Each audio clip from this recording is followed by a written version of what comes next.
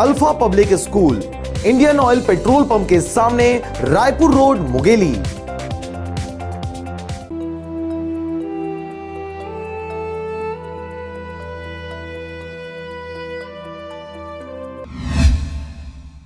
मंगलवार को प्रदेश के मुखिया भूपेश बघेल कोरबा व मुंगेली जिले के प्रवास पर रहे। कोरबा प्रवास के दौरान उन्होंने पाली क्षेत्र के ग्राम केराझरिया में आदर्श गौठान का शुभारंभ कर अवलोकन किया। साथ ही उनके द्वारा चौपाल लगाकर जनता को आदर्श गौठान के महत्व और उद्देश्य के बारे में जानकारी दी गई। इस दौरान सीएम बघेल से पोड़ी ग्राम पंचायत के पटवारी की शिकायत ग्रामीणों ने की, जिस पर सीएम बघेल द्वारा कलेक्टर को जांच कर त्वरित कार्रवाई करने का आदेश दिया गया। इसी तरह मुंगेली जिले में भी पथरिया ब्लॉक के ग्राम पंचायत लोहदा में आदर्श गौठान का शुभारंभ किया गया। साथ ही चौपाल सभा को भी उनके द्वारा संबोधित किया गया।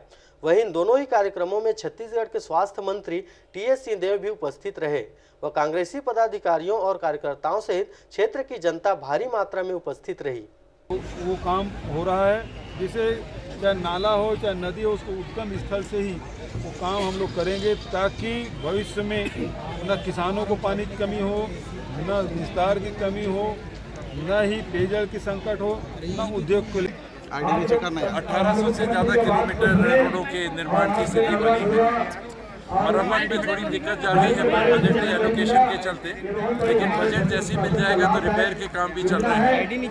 साथ में मनरेगा के माध्यम से एक महत्वाकांक्षी योजना गरवा बाड़ी को जो अपनाया गया है, आज प्रदेश के 1688 स्थानों पे इसका निर्माण चल रहा है। नया रायपुर को छत्तीसगढ़ी क्या बोलेंगे?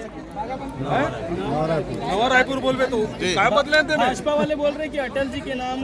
तो वो अटल नगर तो है ही, लेकिन नवा रायपुर करबे कि नहीं करबे?